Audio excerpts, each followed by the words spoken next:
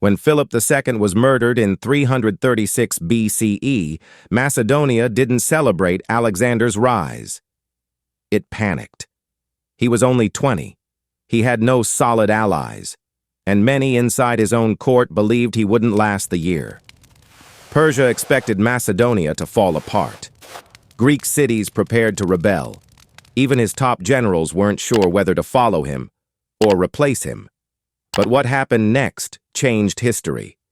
Instead of collapsing, Alexander moved faster and struck harder than anyone imagined.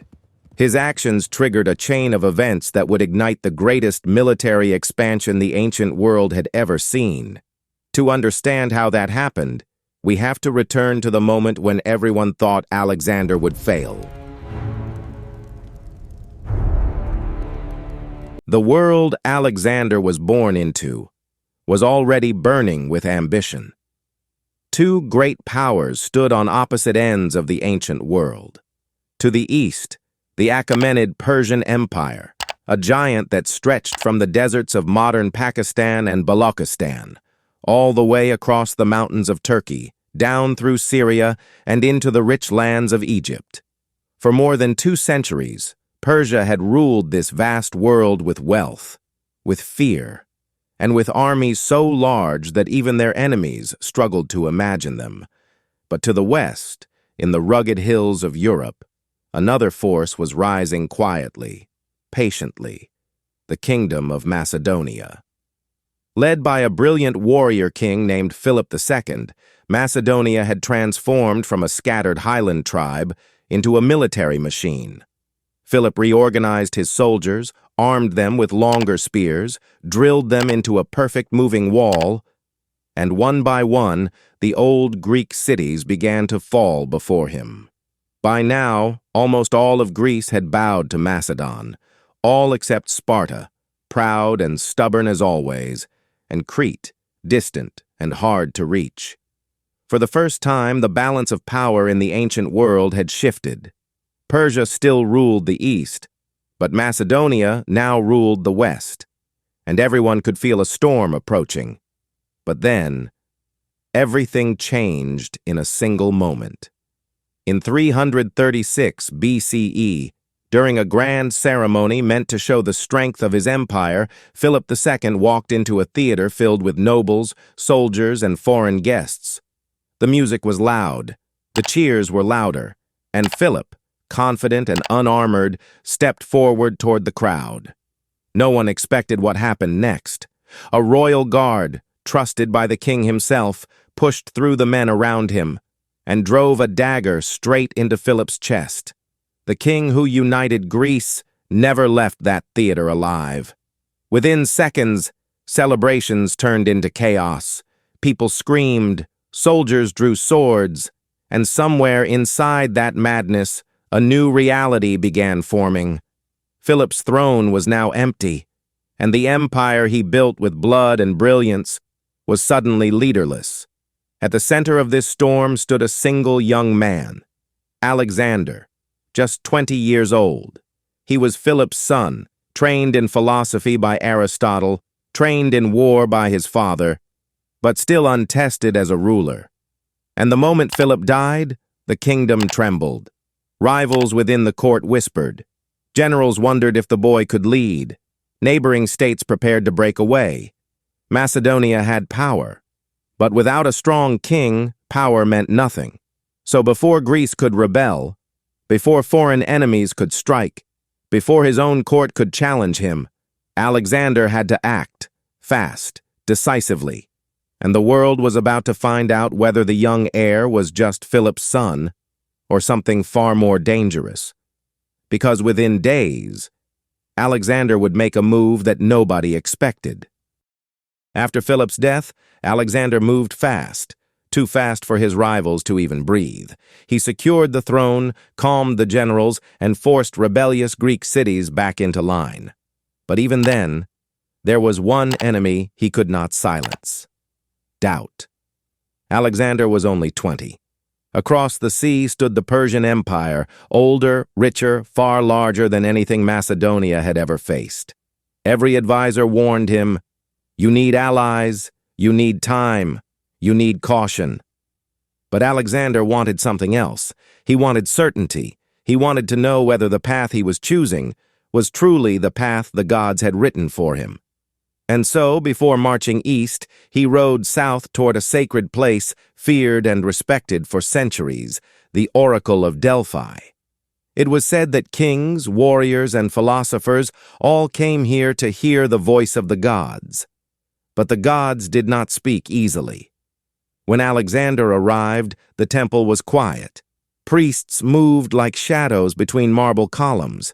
Smoke from burning herbs curled into the cold air, filling the sanctuary with a strange, heavy stillness. The priestess, the woman known as the Oracle, refused to meet him. It was a sacred rest day, she said. No prophecies, no visions, no exceptions. But Alexander was not a man who accepted closed doors. In a moment that shocked even his own companions, he stormed past the guards, pushed open the inner chamber, seized the priestess by the arm, and dragged her out into the sunlight. Startled, terrified, the oracle cried out the words she had been holding back. "You are invincible. No one will defeat you." The words echoed against the stone walls. Priests stared. Alexander stood frozen, then slowly released her arm. Those were the only words he needed. He bowed his head, not in apology, but in recognition. The gods had spoken. The message was clear. He was invincible. Victory was his destiny, and Persia was now his target. Alexander walked down the temple steps with a calm, almost frightening confidence. The doubts, the hesitations, the warnings from advisors, all of it faded behind him. He believed the gods had chosen him. He believed the world was waiting for him, and he was ready to begin the greatest military campaign in ancient history. But what Alexander didn't know was that the Persian Empire had already started preparing for him. When Alexander returned from Delphi, the decision was already made. The prophecy was clear. The path was chosen. Within months, the young king marched east, toward the edge of the known world, toward Persia. What lay ahead was not just a campaign. It was a war that would shatter empires. Spring, 334 BCE. The winds coming off the Aegean Sea were sharp and cold when Alexander's army gathered at the water's edge. 30,000 infantry, 4,000 cavalry, and a small group of elite riders known as the Companions. His closest, most loyal warriors. Behind them stood Macedonia and Greece. In front of them, Asia. They boarded their ships, crossed the narrow strait, and landed on the coast of modern Turkey, the very edge of the Persian world. But Persia did not tremble. To Emperor Darius III, Alexander was nothing more than a bold teenager who had inherited a strong army. Impressive, yes, but no threat to a giant like Persia. He had no idea how wrong he was. The first Persian army Alexander faced was waiting for him near a fast, cold river called the Granicus. The Persians had taken the high ground. Their cavalry lined the far bank. Archers stood behind them. The river was their shield. And Alexander was expected to waste time searching for a safer crossing. Instead, he did something unthinkable. He ordered his men to attack, straight into the river. Imagine the scene. The water rising to their waists, shields slipping, horses struggling to find footing on the mud beneath. Above them, the Persians unleashed a storm of arrows. Yet Alexander didn't slow down. He rode his famous horse, Bucephalus, directly into the current, the river splashing against his armor. Beside him, the companions crashed into the Persian line like a wave of iron. And then, chaos. One Persian commander targeted Alexander, charging forward with a raised axe. In a single brutal strike, the blade crashed onto Alexander's helmet, cutting through bronze, slicing down until it reached his hair. For a moment, everything froze. Alexander swayed in the saddle. Another swing, and the greatest conqueror in history would have died before his story even began. But before the second blow could fall, One of Alexander's companions leapt forward and drove a spear straight through the attacker's chest. The Persian fell, Alexander recovered, and the battle turned. The riverbank erupted into fighting, shields clashing, horses screaming, the noise of iron on flesh. But Alexander pushed forward relentlessly. Soon the Persian line broke, their commanders fell, and their soldiers fled across the fields. The Battle of the Granicus was Alexander's first great victory and his first brush with death. With the Persian army shattered, the cities of Asia Minor began to fall, some resisting, many surrendering the moment Alexander appeared at their gates. News of the battle spread across the empire like fire. Suddenly, Persia no longer saw Alexander as a reckless young king. They saw him as something far more dangerous, a leader who fought in front, who risked everything, and who could not be stopped even by death itself. Alexander had crossed into Asia as a hopeful conqueror. He left the Granicus as a rising legend, but this victory was only the beginning, and Persia was now preparing a far deadlier response. After the victory at the Granicus, Alexander did not slow down. He moved deeper into Asia, taking city after city. But there was one place he approached not for battle, but for something else. Something far stranger. A town called Gordium. It stood quietly on the old royal road of Asia, surrounded by hills and cold winds. Nothing about it seemed extraordinary, except for one ancient object kept in its heart. Inside a small shrine stood a wooden wagon, old and dark with age. Its yoke, the part that connected the oxen, was tied with a knot so twisted, so complicated, that no one had ever been able to untangle it. No ends, no openings, no way to pull it apart. The people of Gordium believed the wagon belonged to their first king, and for generations a prophecy followed it. Whoever unites this knot will rule all of Asia.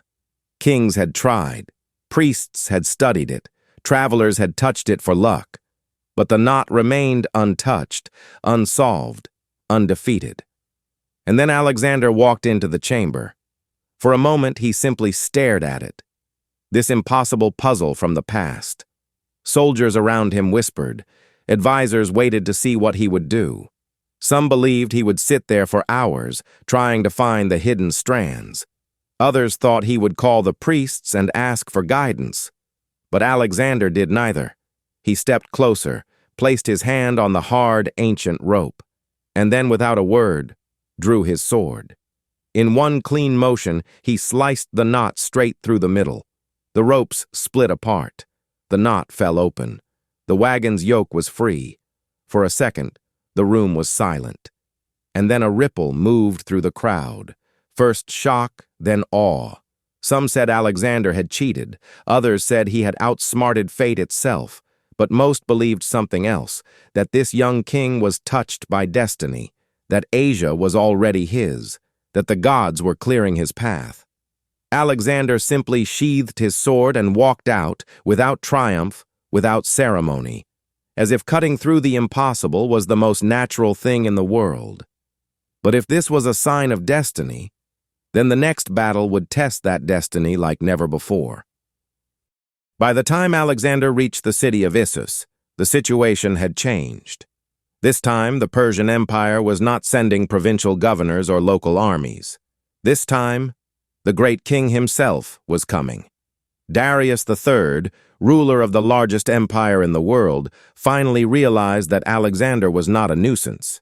He was a threat, and Darius decided to crush him personally. Darius marched with a huge army, tens of thousands of infantry, cavalry, archers, and elite guards. On open ground, that force would have buried Alexander like a wave burying a small boat. But destiny, or mistake, led Darius to the wrong place. Instead of choosing wide, open fields, he moved his massive army into the narrow plain near Issus, trapped between the sea on one side and mountains on the other. A place where numbers no longer mattered. Alexander had fewer soldiers. But in this narrow space, fewer soldiers were exactly what he needed. The terrain had chosen the winner long before the battle even began. The morning of the battle was cold. A thin mist hung over the field, hiding the size of the Persian army, but not the tension in the air. Darius placed his royal chariot in the center, surrounded by elite guards. The message was clear. I am the king. I will not run. But Alexander had other plans. He arranged his phalanx, tight, disciplined, shields locked, spears angled forward. Their march shook the earth as they advanced straight toward the Persian center. And then Alexander looked to his right. His companions were ready. Their armor glinted. Their horses pawed the dirt. They were waiting for his signal. Alexander lowered his spear and charged. The right wing exploded into motion, sweeping around the Persian flank, pushing toward the heart of Darius's formation. Every second they moved closer to the king's chariot. At the same time, the Greek infantry smashed into the Persian center. Spear met shield. Bodies collided. Screams filled the air. The battlefield turned into a storm of dust, blood, and iron. And then it happened. Through the chaos, Alexander saw the chariot of Darius, the great king, surrounded by guards, shouting orders, fighting to hold the line. Alexander drove forward, cutting through enemy soldiers, pushing deeper and deeper, until he was close enough to see Darius's face. And for the first time, Darius panicked. The king of the world turned his chariot around and fled. His guards ran with him. His soldiers followed. And the massive Persian army collapsed like a wall with its foundation removed. When the dust settled, the battlefield belonged to Alexander. But the victory came with something unexpected. As the Persians fled, they left behind Darius's mother, wife, and daughters, captured alive. The great king had escaped, but his family was now in Alexander's hands. That night, inside the captured royal tent, Alexander walked through the treasures left behind. Gold, silks, jewels, enough wealth to fill a kingdom. But he ignored all of it. He moved instead toward a quieter part of the camp, where Darius's family waited, terrified, believing the conqueror would punish them for their king's escape. Instead, Alexander bowed. He promised they would not be harmed. He ordered his soldiers to protect them, not approach them, not even mention their beauty. He treated them with the honor and dignity of royalty. And suddenly, the world saw something new in Alexander. Not only a warrior, not only a conqueror, but a king, a man who could show strength without cruelty. Whispers spread across Asia. Alexander is not like other invaders. He respects even those he defeats. Maybe he truly is chosen by the gods. But while the world admired him, Darius was preparing something far more dangerous than Issus. Because the next time they met, it would not be in a narrow valley.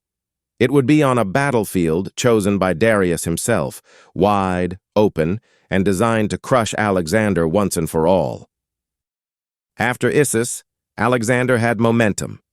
He had defeated the great king. He had taken control of the coast. But to rule the entire eastern Mediterranean, he needed one more thing: Tyre, a city that refused to kneel, a city that believed it could never fall. Tyre sat proudly on a rocky island, nearly a kilometer from the mainland. Surrounded by deep water, high walls, and a strong navy, it was known across the ancient world as the unconquerable city. Most attackers simply walked away. But Alexander was not most attackers. When the Tyrians slammed their gates shut and told him he could not enter, he did something no general had ever attempted. He decided to build a road across the sea. Day after day, thousands of soldiers and engineers began throwing stones, wood, and mud into the water. Slowly, impossibly, a giant causeway began to rise from the sea, pushing toward the island like a long arm reaching for its target. Tyre watched in disbelief. They sent fire ships to burn it. They launched attacks from the walls. They used every trick the sea could offer. But Alexander rebuilt, stronger each time. And then came the final assault. As the causeway met the island, Macedonian siege towers rolled forward, battering rams hammered the walls, and from the sea, Alexander's newly assembled fleet attacked in waves. The walls of Tyre shook, cracked, and finally collapsed. The city fell. The fighting inside was brutal. Alexander's victory was absolute, and the causeway, the bridge he forced nature to accept, still exists today, now part of modern Tyre's coastline. Tyre had believed its island made it safe, but Alexander proved that even the sea could not stop him. South of Tyre stood another powerful fortress, Gaza. High on a sandy hill, protected by steep walls and confident defenders, the city controlled the road into Egypt. Like Tyre, Gaza refused to surrender. But unlike Tyre, this was no island. It was a fortress without weaknesses. No nearby high ground to place siege engines. No soft point in the walls. Only hard stone and determined men. Alexander studied the land, and once again decided to reshape it. "If the high ground doesn't exist," he reportedly said, "then we will build it." And they did. Thousands of men began piling earth around the city, creating artificial hills, massive ramps of sand, stone, and timber. Higher and higher they rose until Alexander's siege towers stood level with Gaza's walls. Then the attack began. Arrows darkened the sky. Rams smashed from below. Towers pressed in from above. Under the weight of this impossible construction, Gaza's defenses finally broke. The walls collapsed. The gates opened. The city fell. And once again, Alexander had achieved the impossible, not through luck, but through a mind that refused to accept limits. Tyre and Gaza had been obstacles between Alexander and the greatest prize of the ancient world. And now that the road was open, he would march toward the land where pharaohs once ruled and where a new chapter of his destiny was waiting. When Gaza fell, the road to Egypt opened wide, and as Alexander marched into the land of the Nile, he expected resistance, suspicion, maybe even rebellion. Instead, he received something entirely different: welcome. For centuries, Egypt had lived under Persian rule, a rule many Egyptians saw as distant, harsh, and careless. So when Alexander entered their cities, the people did not hide. They came out to greet him. Priests opened temple doors. Crowds cheered his name, not as a conqueror, but as a liberator. It was a reception unlike anything Alexander had seen before.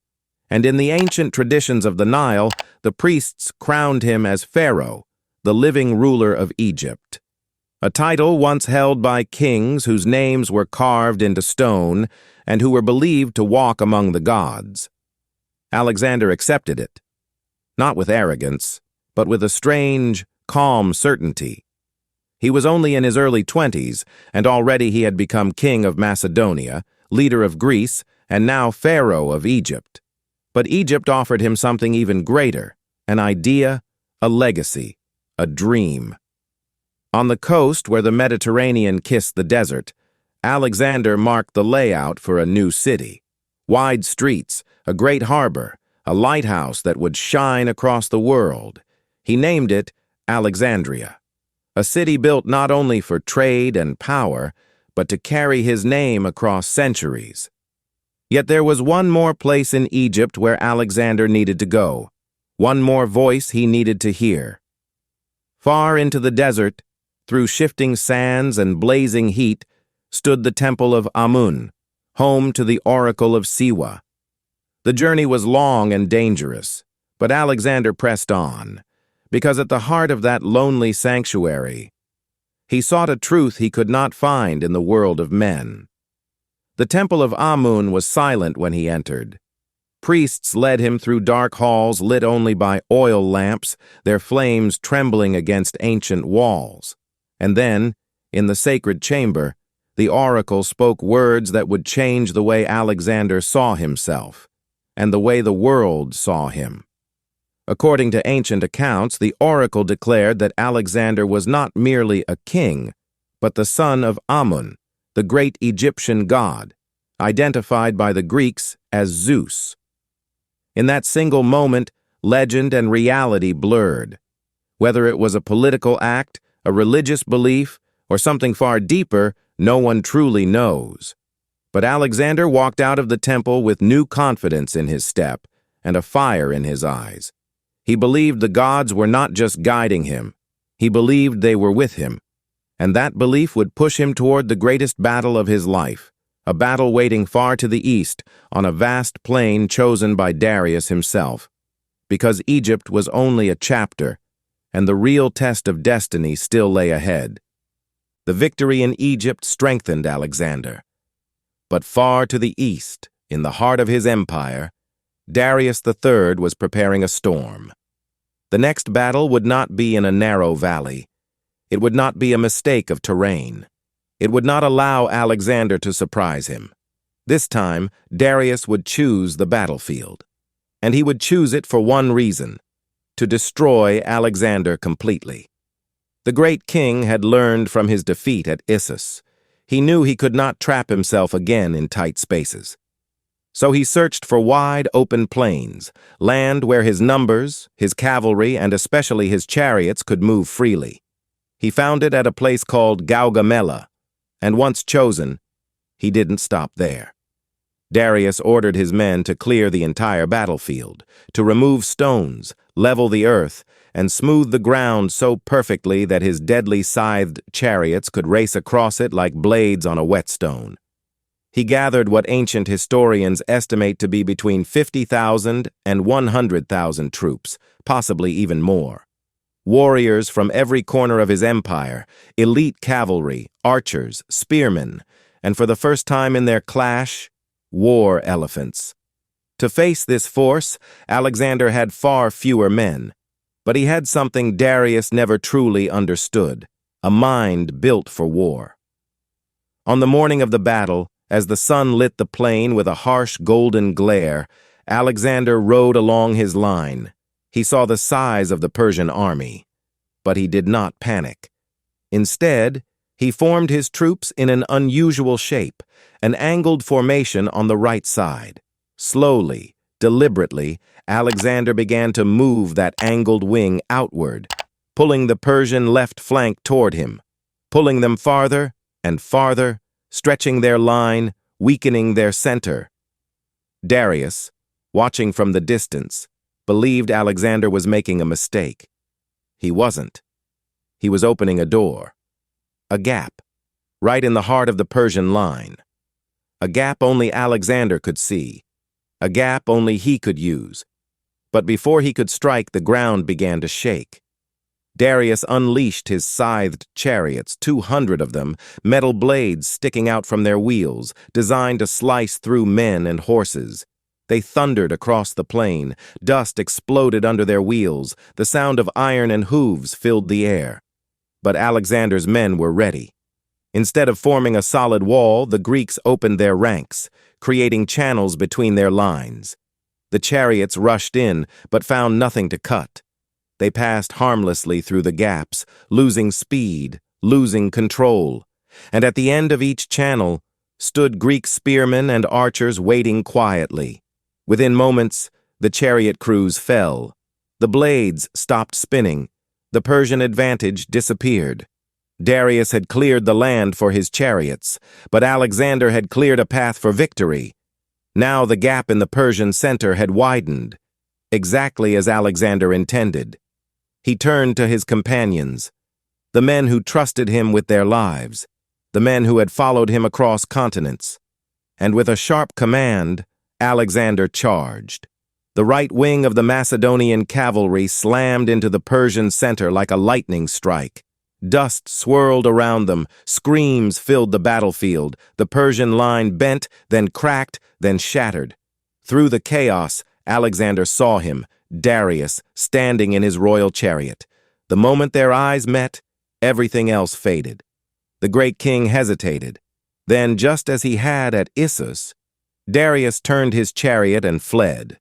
But this time, he did not flee to fight another day. This time, he fled forever. The Persian army collapsed behind him. Soldiers threw down their weapons, their shields. their courage. And on the plain of Gaugamela, under a burning sky, Alexander won the battle that would decide the fate of the ancient world.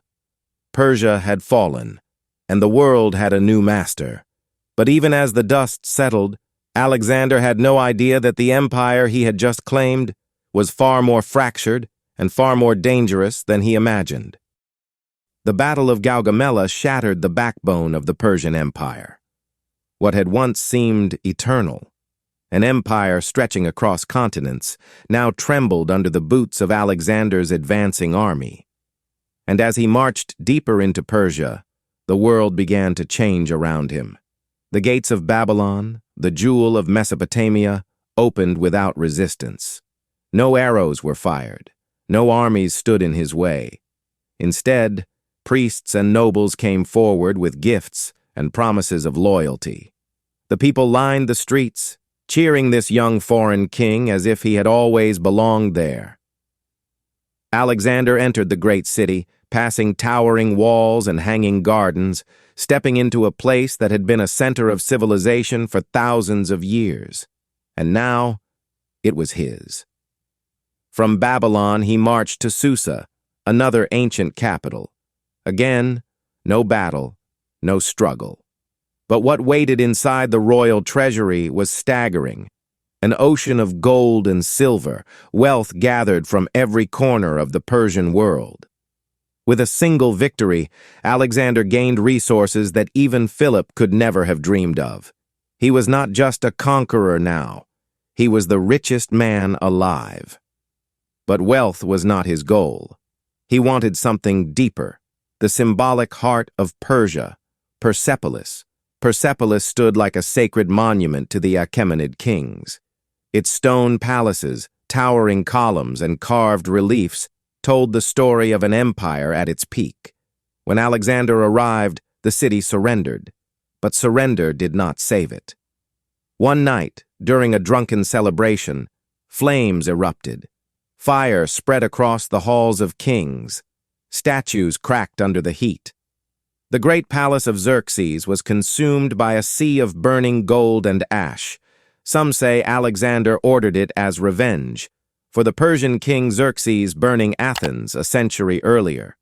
Others believe it happened in a moment of drunken passion, urged on by his companions. Whatever the truth, one fact remains. The burning of Persepolis marked the symbolic end of the Achaemenid Empire. The fire lit the night sky, and with it, the last light of Persia's greatness flickered out. While cities burned and empires crumbled, one man was still running, Darius III, the last king of Persia. Desperate and abandoned, he fled into the wild lands of Central Asia, hoping to gather loyal forces. But betrayal reached him before Alexander did. One of his own satraps, Bessus, turned against him. Darius was captured, beaten, and left to die on the dusty ground of a lonely plain. When Alexander finally reached him, the once great king lay weak and fading. Alexander knelt beside him, covered his body with his own cloak, and promised that he would avenge him. He had chased Darius as an enemy, but in those last moments, he honored him as a king. And with that vow burning in his heart, Alexander began the next phase of his march, into the remote, unforgiving lands of Central Asia, in pursuit of the traitor who had dared to kill Persia's final king. But Central Asia would not bow easily. Here, Alexander would face resistance unlike anything he had encountered before. After Darius's death, many believed Alexander's journey was complete. He had defeated Persia. He had captured its capitals. He had taken its treasures. But Alexander was not finished. To him, Persia was not yet conquered. Not while rebels roamed free, not while traitors escaped justice, and not while distant provinces still dared to resist him.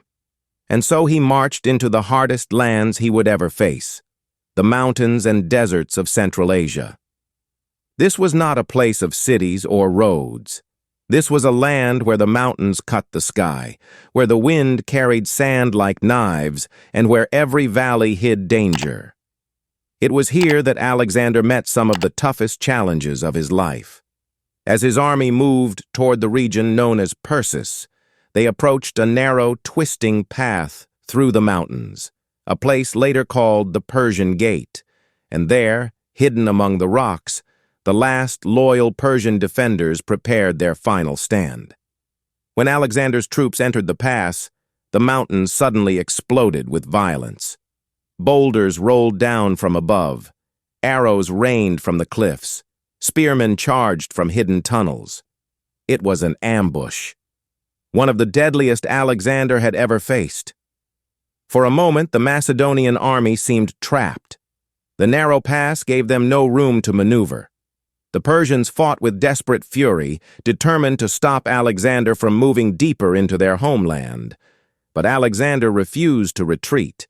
He studied the terrain, searched for weaknesses, and soon learned of a secret path that wound behind the enemy position. Under the cover of night, he sent a small force through that hidden route. They moved silently through the rocks, circling behind the Persian defenders. At dawn, Alexander attacked from the front, and his hidden soldiers struck from behind. Surrounded, overwhelmed, and outmatched, the defenders fell. The Persian Gate was taken. It was a victory. But it reminded Alexander of something important. Persia was not finished fighting. Then came Bactria, a place that could break even the strongest army. The land resembled the rugged terrain of modern Afghanistan. Steep mountains, deep valleys, endless deserts, and tribes who knew every secret of the land. Here, war was different. Not grand battles, not open fields, but guerrilla warfare. Hit-and-run attacks, ambushes, night raids. Every village became a fortress. Every hill became a trap. For years, Alexander and his men fought in these difficult regions. The army grew tired, the journey grew longer, and the dream of returning home felt more distant with each passing day. But in the middle of all this hardship, something unexpected happened. Alexander met Roxana, the daughter of a local noble. Stories say he fell in love with her instantly. Whether it was love or a political alliance, no one can be certain. But Alexander married her. For a moment, in a land filled with danger, there was a brief spark of peace. But Bactria did not stay quiet for long. Resistance continued. Skirmishes never stopped. And the further Alexander pushed, the more he realized the world he was trying to conquer was far bigger, far wilder, and far more complex than he had imagined. Yet even after years of brutal resistance, Alexander still believed his destiny lay further east, across the great rivers of India, where a new and powerful kingdom awaited him. After years of fighting in Central Asia, Alexander finally reached the edge of the world the Greeks knew, the mighty land of India. Here, new kingdoms rose along great rivers, ruled by leaders as proud and powerful as any he had ever faced. And the first to greet him was King Ambi of Taxila. Ambi welcomed Alexander with open arms. He brought gifts, soldiers, and supplies, not out of fear, but out of strategy. Because beyond Taxila stood another ruler, a king known for his strength, his discipline, and the size of his army. Porus, ruler of the Paurava kingdom. Porus did not send gifts, he did not send messages, he prepared for war. And Alexander knew that the real test of the Indian campaign was about to begin. Between Alexander and Porus lay the wide, violent waters of the Jhelum River. The monsoon rains had turned it into a raging flood. Too deep to walk, too strong to swim, too dangerous to cross. Porus placed his army on the opposite bank, watching every movement. Every attempt Alexander made would be seen and stopped. So Alexander used his greatest weapon, deception. For days, he staged fake attacks, marching up and down the riverbank, shouting commands, letting the Persians see his movements. Porus grew used to the routine and relaxed his guard. Then, one stormy night, Alexander marched secretly 27 kilometers upriver, hidden by rain, thunder, and darkness. And before dawn, he crossed the Jhelum. Porus had been outplayed. When Porus realized Alexander had crossed, he reacted quickly. but too quickly. He sent his son with a small force to block Alexander's advance.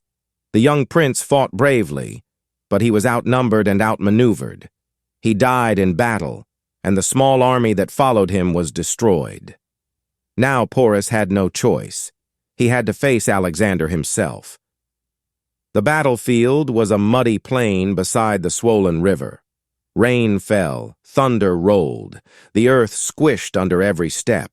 Porus assembled a massive formation, 130-plus war elephants infantry in tight ranks, skilled cavalry chariots that struggled in the mud.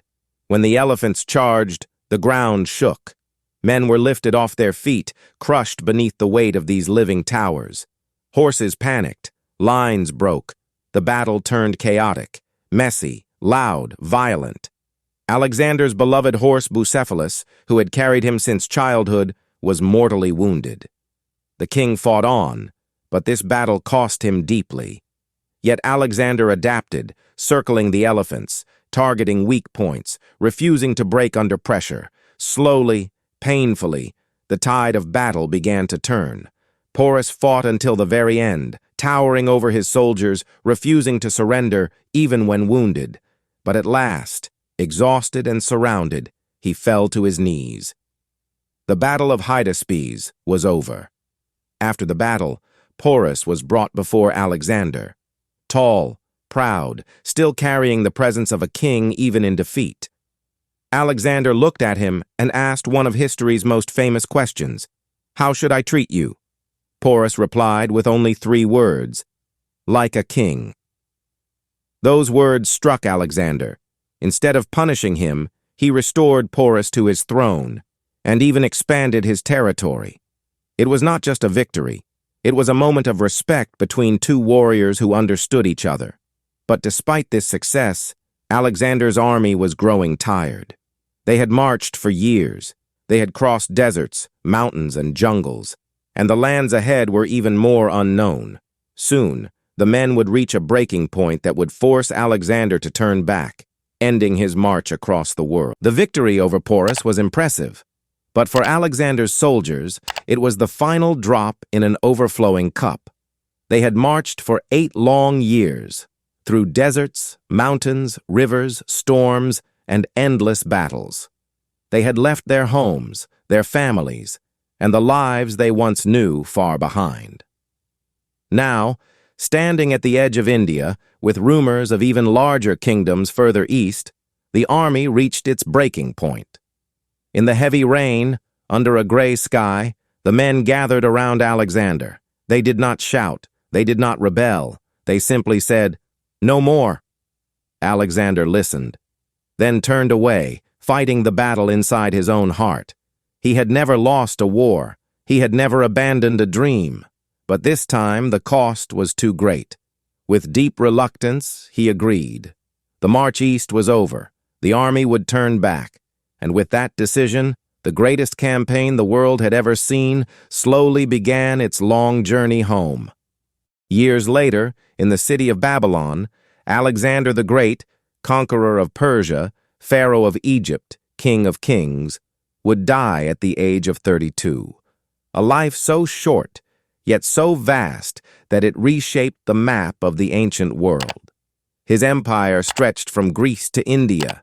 His cities carried his name. His legend carried his fire. But his sudden death raised the biggest question of all. What truly happened to history's greatest conqueror? And what became of his vast empire once he was gone?